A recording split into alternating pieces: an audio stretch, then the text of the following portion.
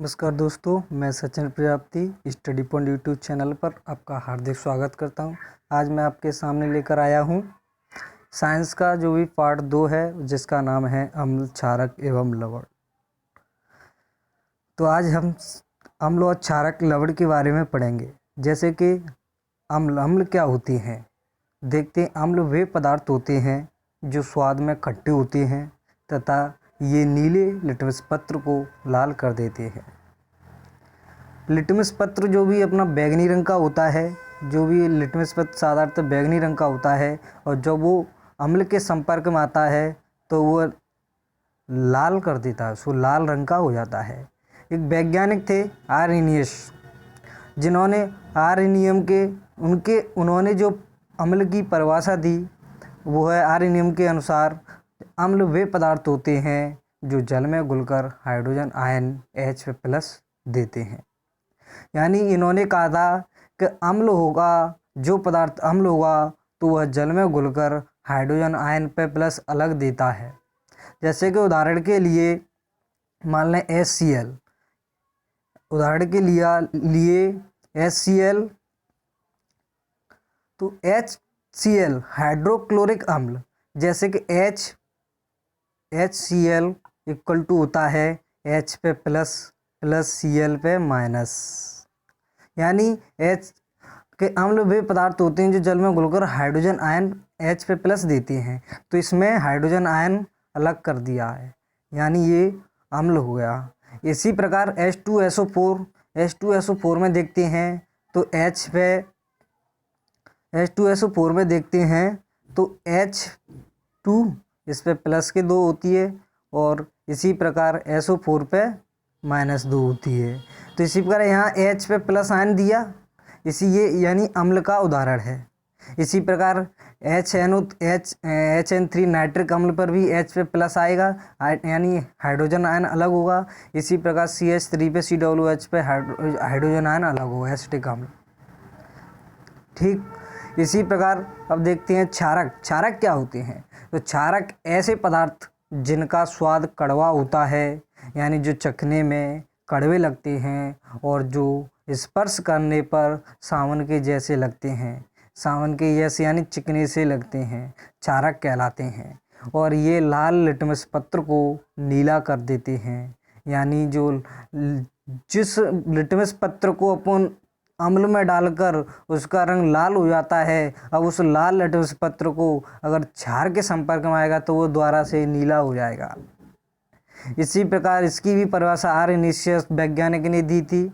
उन्होंने कहा था कि क्षारक वे पदार्थ होते हैं जो जल में घुलकर हाइड्रोक्सिल आयन यानी OH पे माइनस देते हैं। उदाहरण में देख सकते हैं कि NaOH यानी Na पे प्लस और OH पे माइनस, यानी हाइड्रोक्सिल आयन अलग कर दिया। इसी प्रकार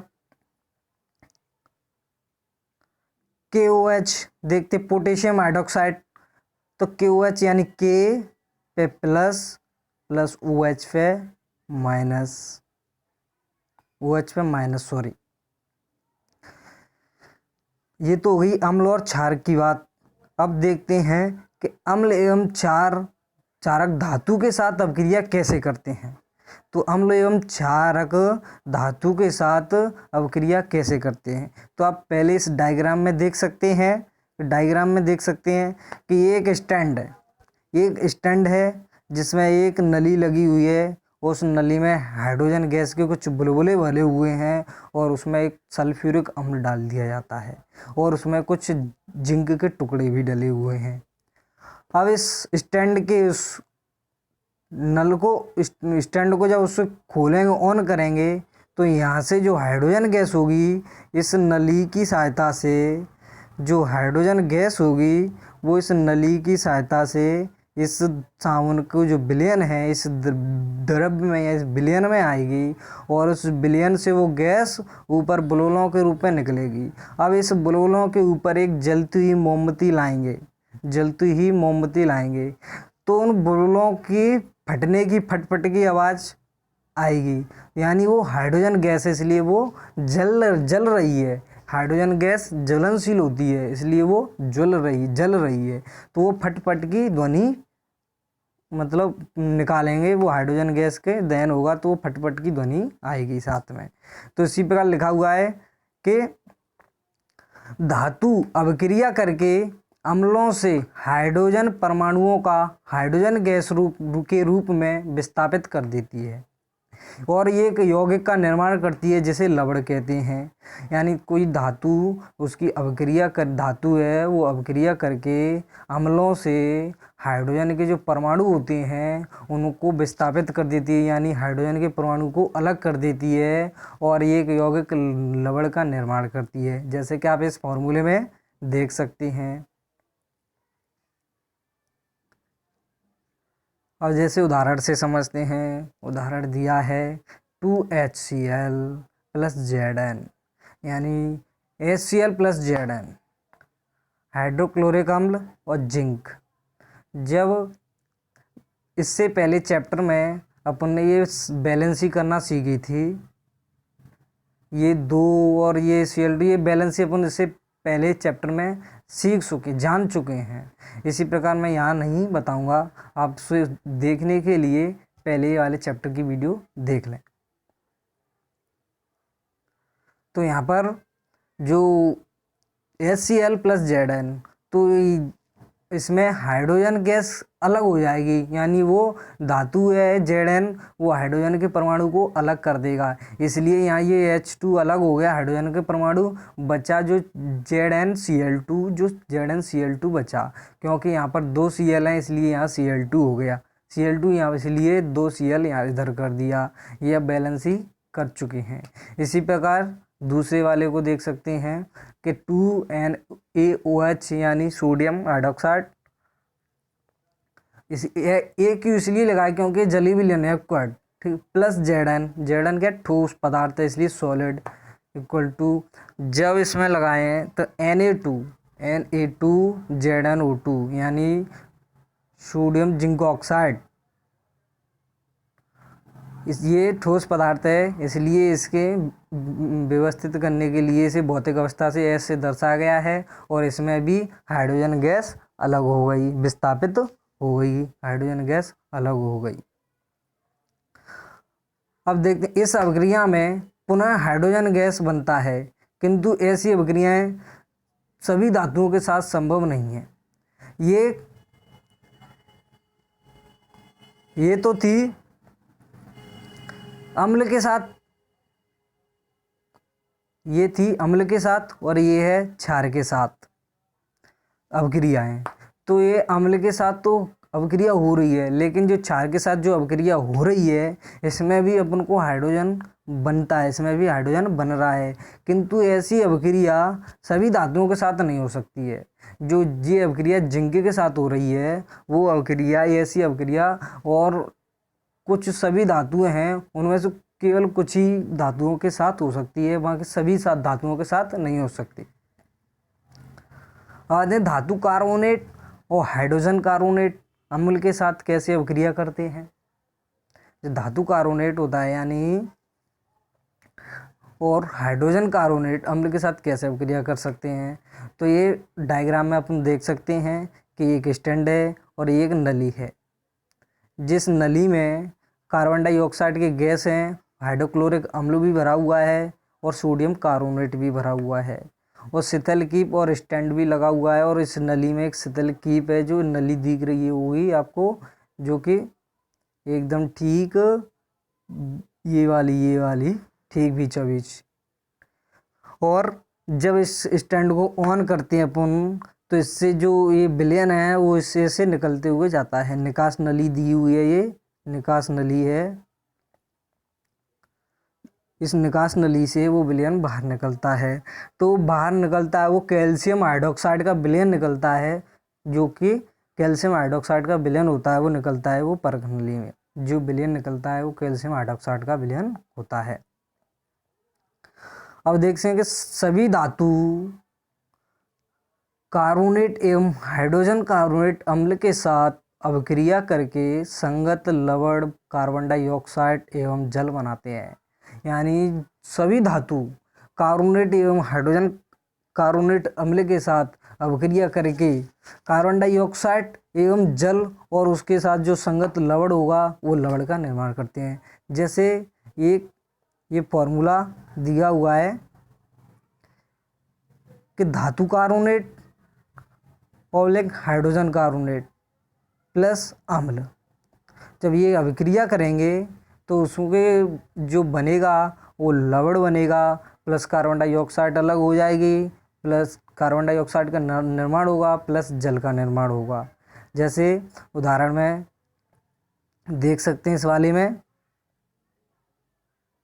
इस वाले उदाहरण में देख सकते हैं आप कि इसमें दो परगनली थी, वो चित्र में आपने देखा था ऊपर, तो उसमें दो पहली परगनली में जो अभिक्रिया होती है उसकी बात कर लेते हैं कि जो दिया है सोडियम कार्बोनेट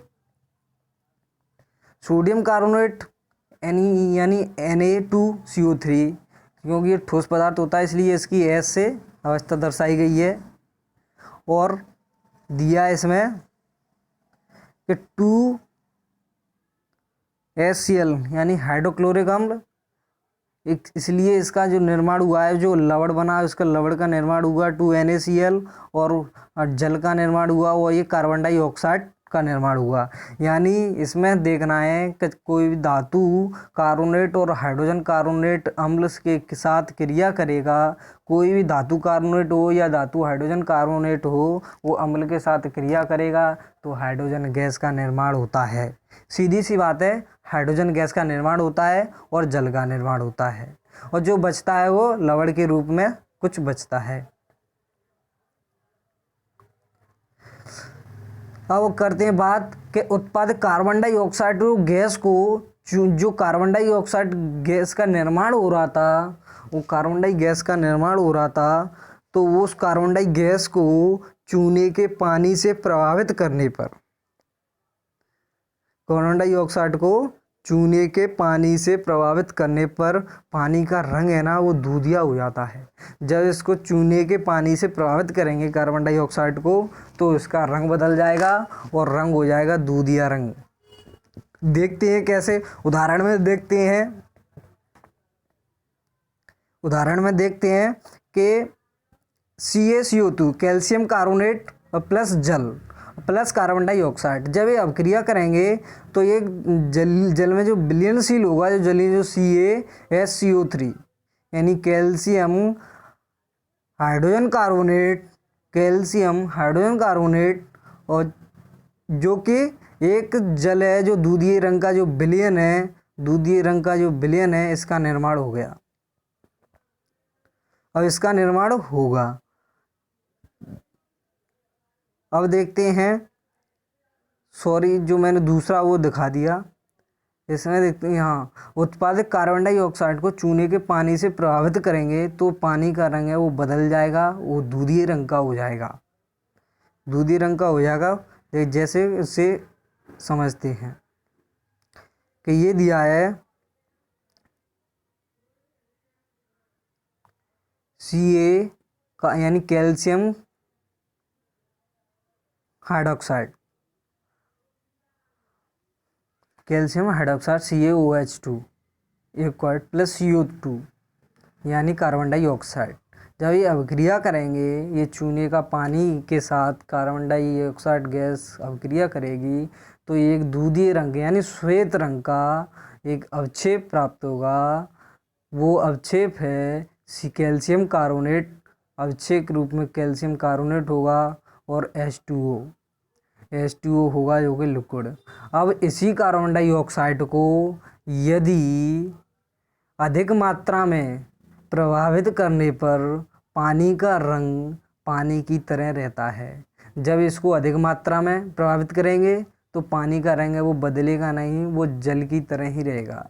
जैसे इस अभिक्रिया में उदाहरण से समझ सकते हैं, जैसे इस अभिक्रिया में दिया है कि CaCO2 calcium carbonate plus H2O यानी जल plus carbon dioxide CO2 equal to calcium hydrogen carbonate जो कि जल में विलयनशील है और ये जो अवक्षेप है वो जल के ही रंग का है, यानी जल के ही समान इसका रंग है।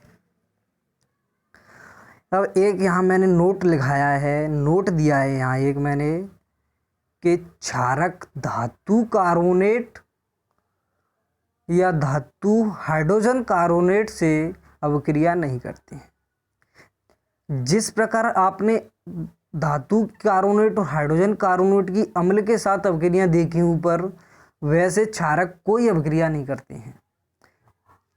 ये अभिक्रियाएं सिर्फ अम्ल करते हैं, धातु कार्बोनेट और हाइड्रोजन कार्बोनेट की अभिक्रियाएं सिर्फ अम्ल करते हैं, और इस अभिक्रिया को क्षारक नहीं करते हैं, इस अभिक्रिया को क्षारक नहीं करते हैं। अब बात आती है कि अम्ल एवं क्षारक आपस में क्रिया कैसे करते हैं। अम्ल एवं क्षारक आपस में क्रिया कैसे करते हैं? तो जब अम्ल और क्षारक आपस में अभिक्रिया करते हैं तो वे एक दूसरे के प्रभाव को समाप्त कर देते हैं। यानी अम्ल अपनी क्रिया करता है और क्षारक अपनी क्रिया करता है, तो वे एक दूसरे के प्रभाव को समाप्त कर देते हैं, एक दूसरे के प्रभाव को समाप्त कर देते हैं। तो ऐसी अभिक्रिया में ना तो फिर अम्ल बचता है, ना ही फिर क्षारक बचता है, यानी वो अभिक्रिया कैसी हो जाती है? उदासीनीकरण। इस प्रकार की अभिक्रिया को उदासीनीकरण अभिक्रिया कहते हैं। इस फॉर्मूले से भी देख सकते हैं कि अम्ल प्लस क्षारक जब आपस में क्रिया करेंगे तो एक लवण प्राप्त होगा और जल प्राप्त होगा। जैसे कि नीचे उदाहरण से दिए हुए हैं, सोडियम हाइड्रोक्साइड प्लस HCl यानी हाइड्रोक्लोरिक अम्ल, सोडियम हाइड्रोक्साइड NaOH, हाइड्रोक्लोरिक अम्ल HCl। जब ये दोनों ये हो गए अम्ल, ये हो गए क्षारक और ये हो गए अम्ल। जब ये क्रिया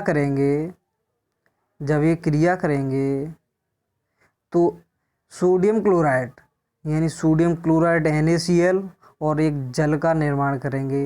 ये हो गया लवण और ये हो गया जल। यानी जब अम्ल और क्षारक दोनों आपस में क्रिया करेंगे तो एक लवण का निर्माण होगा और जल प्राप्त होगा।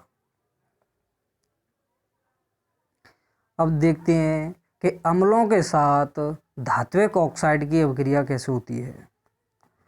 तो इसमें बेसिक कुछ भी नहीं है, कोई भी धातु ऑक्साइड हो और वो अम्ल के साथ अभिक्रिया करे तो सिर्फ हमें लवण प्राप्त होगा और जल प्राप्त होगा और कुछ भी नहीं प्राप्त होने वाला है।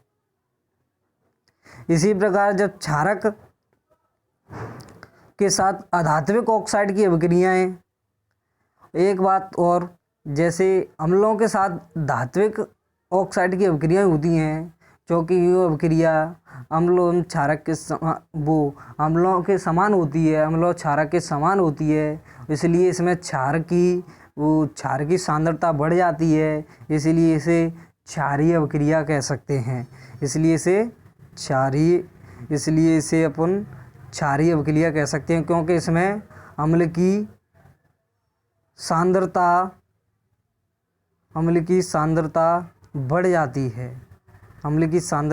जाती है, इसलिए इसे अम्लीय अभिक्रिया कहते हैं। अब देख सकते हैं कि क्षारक के साथ अधात्विक ऑक्साइड की अभिक्रियाएं, तो इस अभिक्रिया में कार्बन डाइऑक्साइड एवं कैल्शियम हाइड्रोक्साइड, इस अभिक्रिया में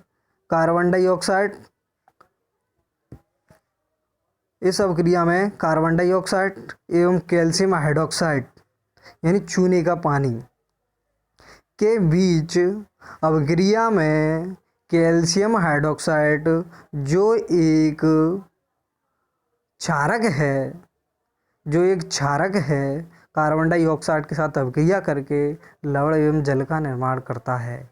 जैसे उदाहरण से समझते हैं आप, इसमें कुछ समझ में नहीं आया होगा जिन छात्रों को, वो इस उदाहरण में देखिए, उदाहरण से समझते हैं कि calcium carbonate, calcium hydroxide CaOH का O2 प्लस कार्बन डाइऑक्साइड यानी CO2, जब ये दोनों अभिक्रिया करेंगे तो कैल्शियम कार्बोनेट यानी चूने का पानी प्लस जल का निर्माण यानी लवण, जो कि कैल्शियम कार्बोनेट अब उनको प्राप्त हुआ वो लवण प्राप्त हुआ और प्लस हमको ये H2O जल प्राप्त हुआ। यानी इस अभिक्रिया में कार्बन डाइऑक्साइड एवं कैल्शियम हाइड्रोक्साइड जब क्रिया करते हैं के बीच अभिक्रिया होती है तो कैल्शियम हाइड्रोक्साइड जो एक क्षारक है कार्बन डाइऑक्साइड के साथ अभिक्रिया करके, यानी इसमें जो हाइड्रोक्साइड जो कैल्शियम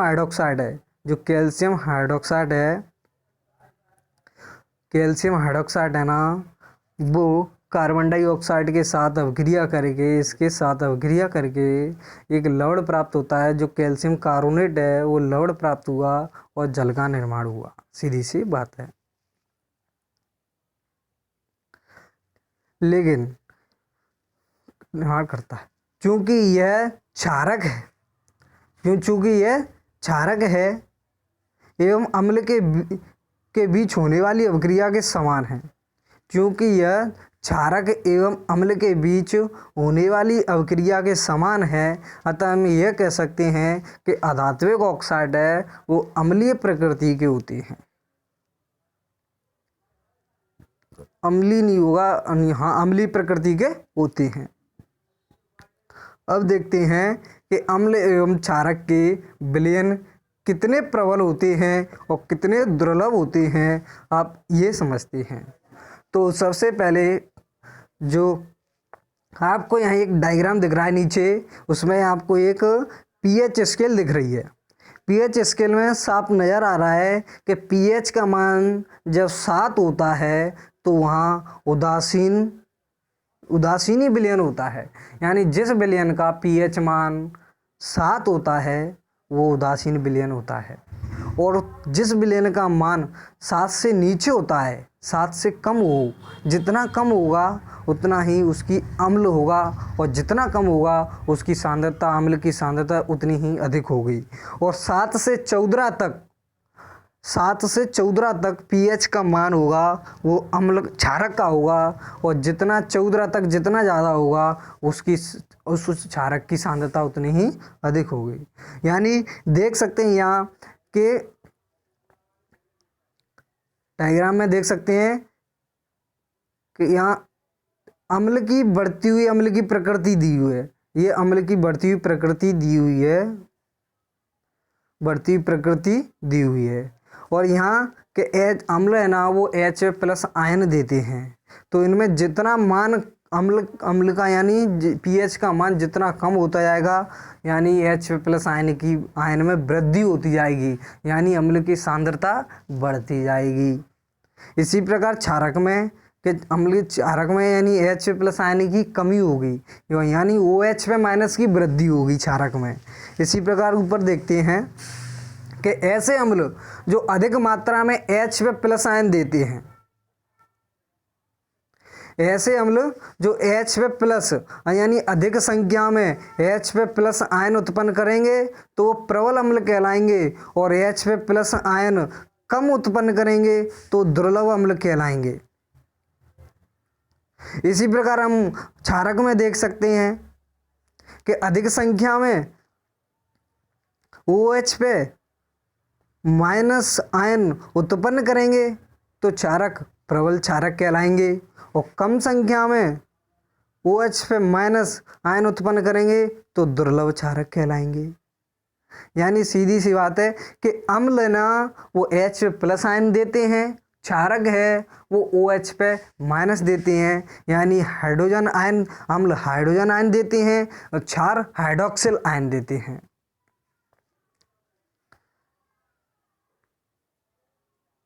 यदि pH का मान 7 है तो वह उदासीन होगा, यानी जिस विलयन का मान 7 होगा वह विलयन उदासीन विलयन होगा। यदि pH का मान 7 से कम होगा तो वह अम्लीय विलयन होगा, यानी ये अम्ल होता है, उस पीएच का मान 7 से कम होता है उस विलयन अम्लीय होता है, और 7 से 14 तक बढ़ता है तो क्षारीय विलयन होता है। नोट दिखाया है मैंने, यहाँ नीचे नोट दिया है कि हमारे शरीर का जो पीएच है 7.0 से 7.8 के बीच कार्य करता है। हमारे शरीर का पीएच है ना वो 7.0 से 7.8 के बीच कार्य करता है। इससे ना 7 से कम करेगा ना 7.8 से ज़्यादा करेगा।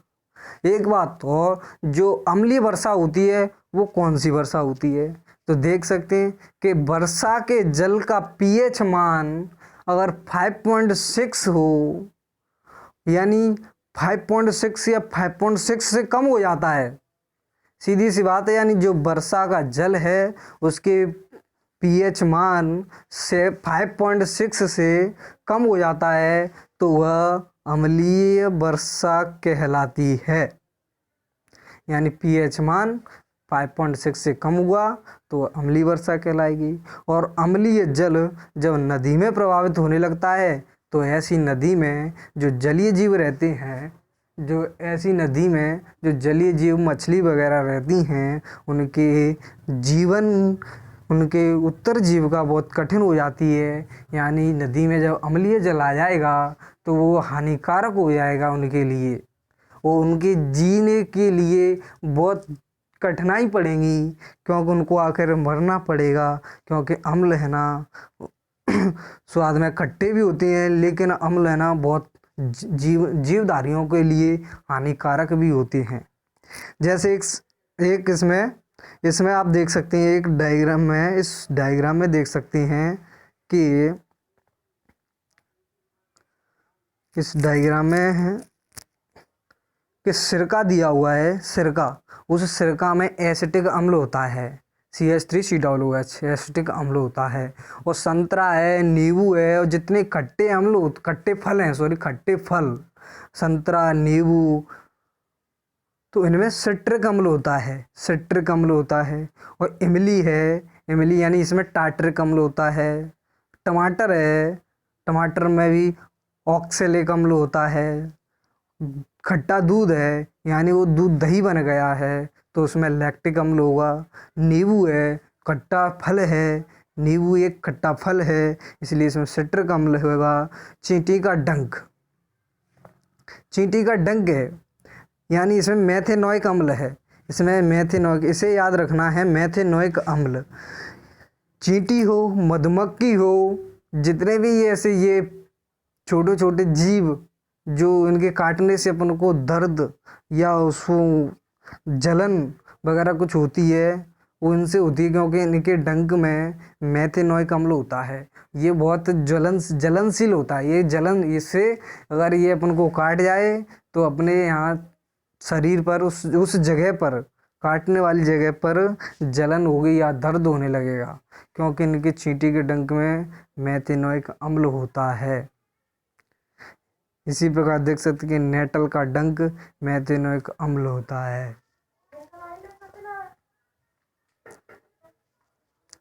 अब नीचे दिया है व्यंजक चूर्ण, Ca यानी कैल्शियम हाइड्रोक्साइड प्लस Cl2। उदाहरण दिया है सीधे से, अपन को इसमें कुछ नहीं पढ़ना कि व्यंजक चूर्ण क्या होता है, कुछ नहीं होता है, सीधे उपयोग से बात करनी है। किस calcium hydroxide CaOH plus Cl2 यानी क्लोराइड। जब ये बन रहा है ना CaOCl2 कैल्शियम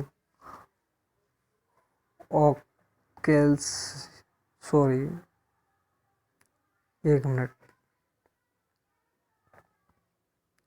जब ये व्यंजक चूर्ण है ना कैल्शियम हाइड्रोक्साइड प्लस Cl2 वो क्रिया करेगा तो एक लवण बनाएगा, उस लवण यानी CaOCl2 प्लस जल का निर्माण कर देगा। अब व्यंजक चूर्ण जो होता है, जो व्यंजक चूर्ण यही है व्यंजक चूर्ण। अब जो व्यंजक चूर्ण है इसका उपयोग कहाँ होता है, तो साधारणतः जो पीने वाले जल को जीवाणुओं से मुक्त कराना। जो अपन पानी पीते हैं उनमें व्यंजक चूट डाला जाता है तो वो क्या है, जीवाणुओं से मुक्त हो जाते हैं। जितने भी जीवाणु और कीटाणु होते हैं वो सारे मर जाते हैं। और दूसरा है कागज़ की फैक्ट्री में, यहाँ पर फैक्ट्री की जगह फैक्ट्री लिख गया है दोस्तों, गलत हो गया है, आप अपने आंसर लिख लेना।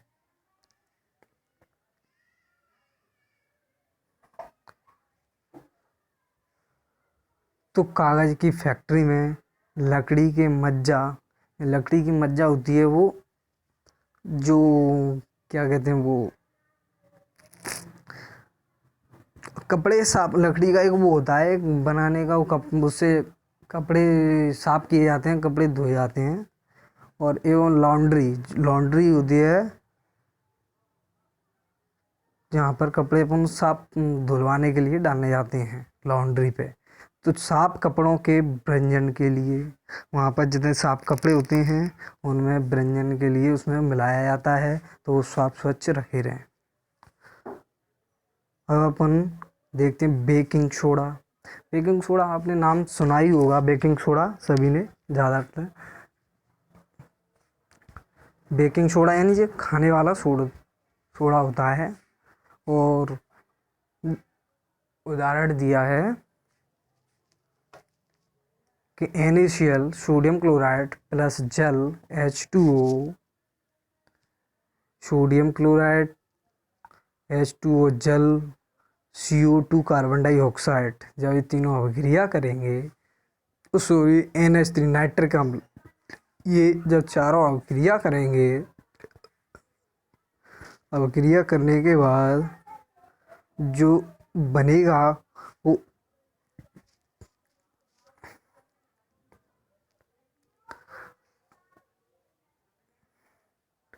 नाइट्रिक क्लोराइड, सॉरी ये क्या है, जो बनेगा वो NH4Cl2 यानी अमोनियम क्लोराइड, जो बनेगा वो अमोनियम क्लोराइड। और जो एक लवण और बना है NaHCO3, यानी यही है बेकिंग सोडा। बेकिंग सोडा का सूत्र है NaHCO3। इसका उपयोग कहाँ किया जाता है, तो उपयोग किया जाता है नंबर 1 बेकिंग पाउडर में। जो बेकिंग पाउडर अपन कहते हैं ना, जो बेकिंग सोडा अपन खाने के लिए लेके आती हैं किसी में डालने के लिए, तो बेकिंग पाउडर आता है उसमें, तो इसका उपयोग। और दूसरा है कि इसका उपयोग सोडा अम्ल अग्निशामक में भी किया जाता है। जो सोडा और आता है, जो जिस पैकेट आती है वो बेकिंग सोडा की, उनमें अग्निशामक यानी इसमें ये मिलाया जाता है जिससे वो कुछ अलग ना हो और वो सही कि खराब ना हो। अग्निशामक शब्द आप देख लेना। अब आता है धोने का सोडा।